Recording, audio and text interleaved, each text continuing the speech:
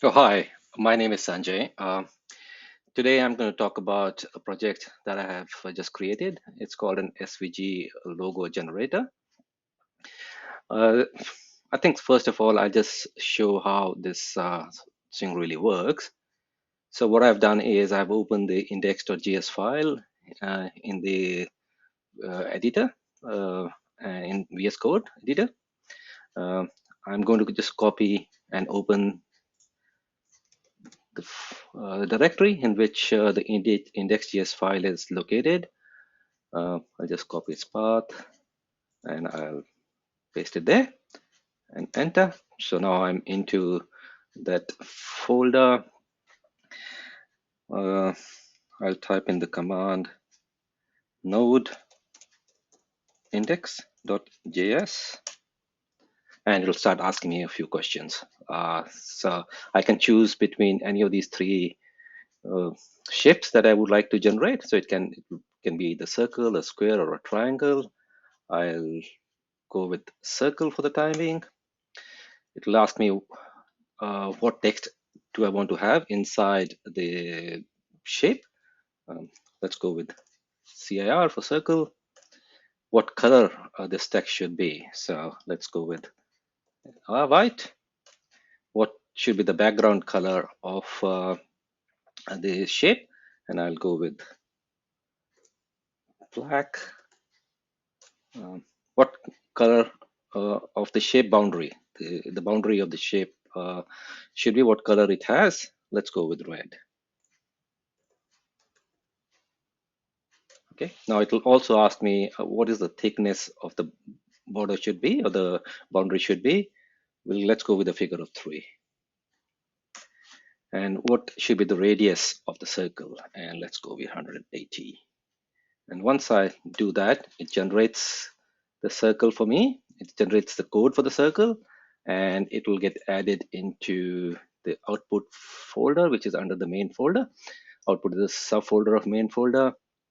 And if you look at, we have this code generated.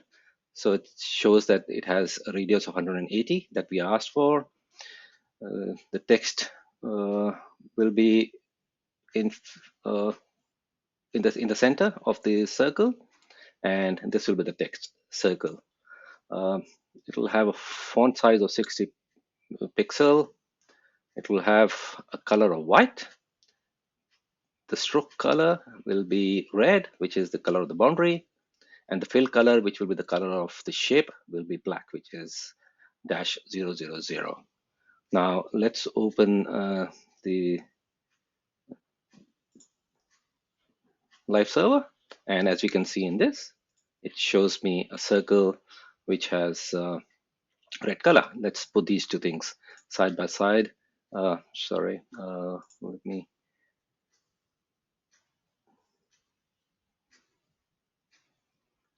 So let me go to the right of the screen, and this will come on the red. Let me make this one a little bit bigger to make it more visible. Let me clear this so that we can start again.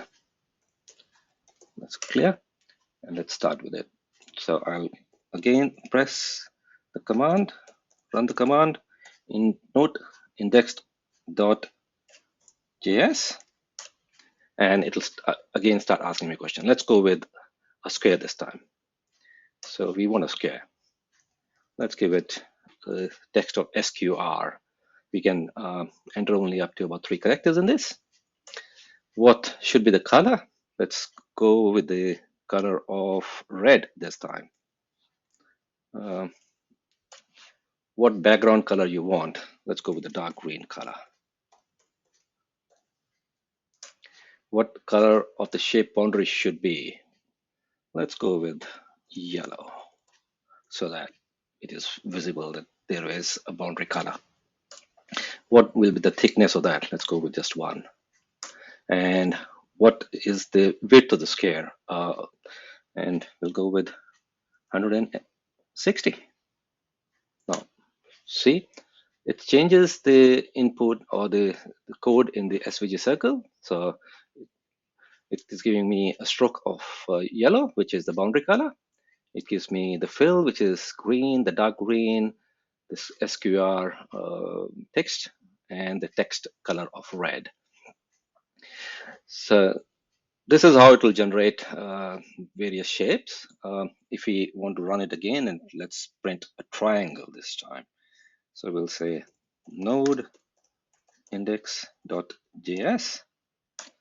It'll ask me the questions again. Let's choose a triangle. And by the way, to choose any of these circle, squares, or triangle, just use the up and down arrow keys. And you can go up, or you can come down. And then hit return once you have chosen what shape you want. And when you do that, it'll start asking you a few questions.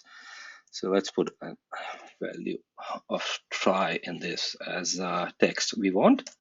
What should be a color? Let's go with white again. Let's go with the red color to be filled inside. And let black be the boundary color. And let the boundary be, say, 5 in this time. And once we do that, see, it generates a triangle. The triangle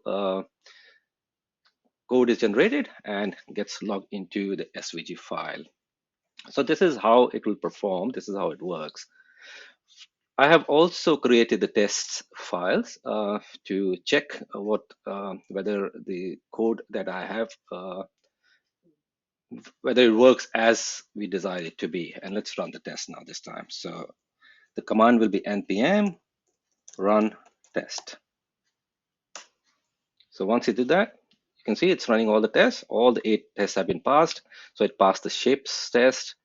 It should create an instance of shape class. It should set the text properly, which is this text. It should create a new instance of circle. It should render a circle if the circle information has been inputted into the answers, or it will generate a polygon, which is this. In this particular case, it is a triangle. And also it will provide the right attributes and also the text. So attributes will be color, the boundary, its thickness, and also the text and the color of the text. So would be in the case of square as well. Now that we have done that, let's close the port, and I will make it bigger to make it a little bit more legible. And let's look into how the whole project has been designed, or how the code has been written. So it works on the JS index file, which basically brings in a requirer package from npm. It brings in the inquirer package for questions. It brings in all the 3 different classes of circle, polygon, and sphere. For index.js, since we are not, since shape is basically a parent class, so we have not imported. Even if we have imported, we could have imported that into this, but since it's not going to do anything as far as this page is concerned, so we just avoided bringing that into the file. And it comes from main lib and shapes file, which I will show you in a minute. Questions come from the file which is there in the library folder, and the name of the file is questions. Now, in order to initialize or to make this code work, this is the code which has been written. So the inquirer prompts the questions, then the data comes in as a response. It locks creating the SVG file, and then switch based on the data shape that we have selected. So if we select a square, so this is the code that will run. If I select the circle, this is the code it will run. And if I select triangle, this is the code it will run.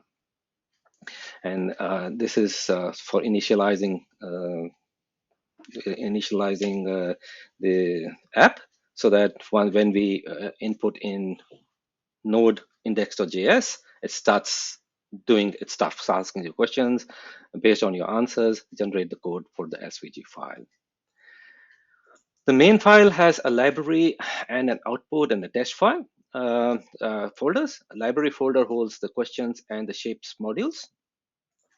The basic advantage of making this into a module way is that you can always look at and you can modify whatever you want in this to to basically suit your requirements.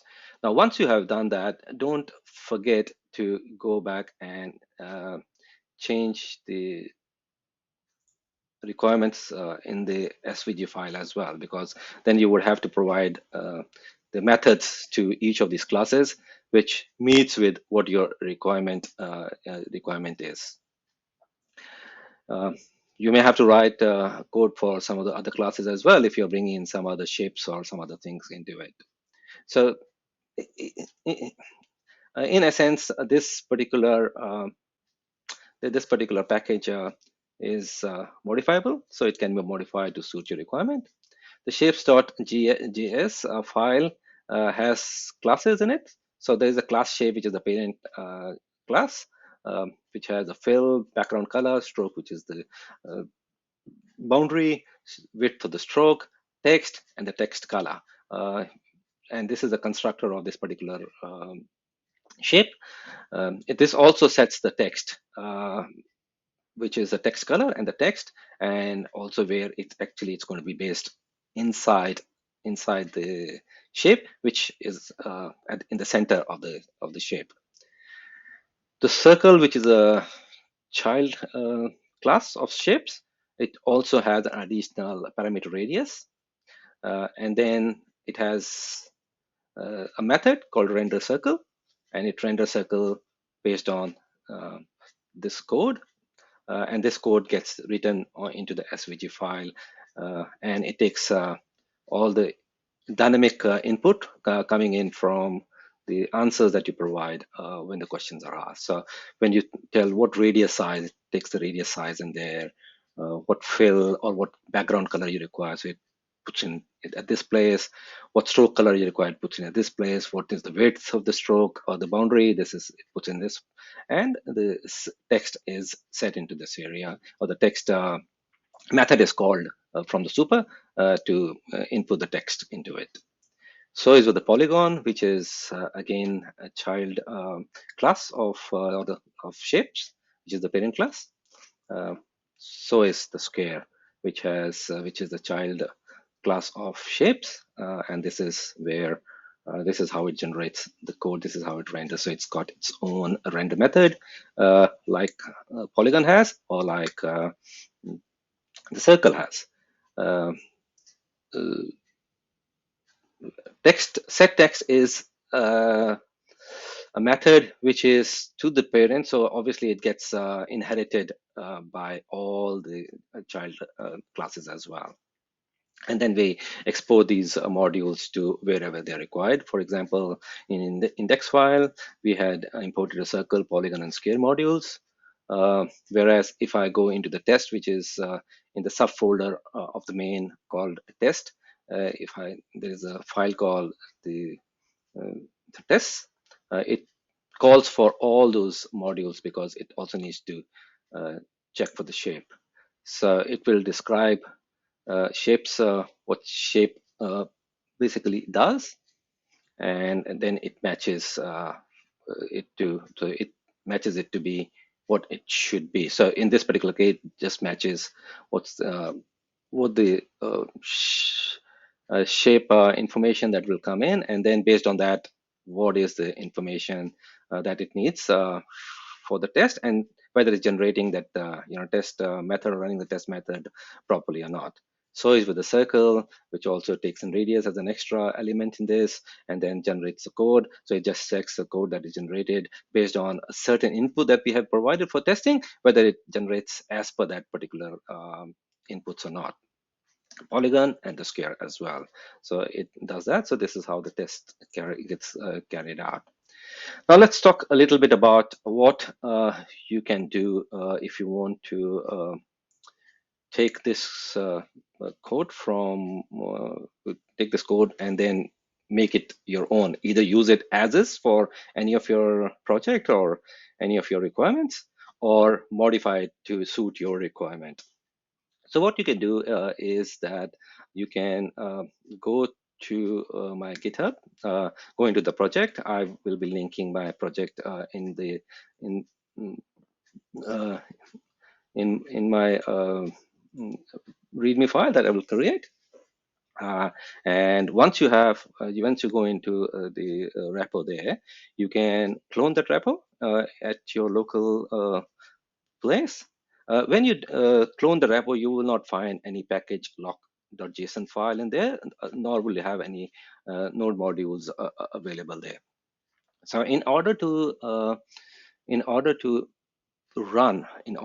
make use of this particular code, first thing you would have to do is to install npm or npm dependencies in this particular case. So I'll show you what you need to do. So you open your integrated terminal, or you can open your terminal. In that case, just navigate into the folder where this code is residing, and type in npm install. So when you do that, it will automatically install all the dependencies, and then you'll be ready for the code to run. For some reason, if you don't find a package or JSON file, which is had a very small chance of it not being there, but in case if you don't see a package or JSON file, you can initialize npm by calling npm init command. Once you have done that, you will start to see the package or JSON file. But then in that particular case, you would also have to download some of the dependencies that we have used. So in this case, it will be Inquirer. So npm Inquirer at 8.2.4. So that's the version that I'm using of Inquirer. You would also need to download Zest. You can do the def Zest. So it'll just download it as your development dependency, as it has done in my particular case. And once you have all these things installed, then you can start using this. My README file also will have a link to the video that I have created, and you can look at that particular video, and it will give you basically a visual instructions of what needs to be done, how to use it, or how to install it at your locations. Hopefully that will help you in using this particular package for your own purposes. If you have any questions, or if you think you can add or you can contribute to this, you are more than welcome to contribute. You can do that by just creating a pull request, or you can also write me an email. The link is provided in the README file. You can send me an email, and then we can discuss any questions, any queries, any other ideas that you may have on this. Hopefully that will help with the project, with anything that you would like to do with this code. So I think I'll just stop at this, and thanks for hearing, and I hope to hear from you soon. Thank you. Bye.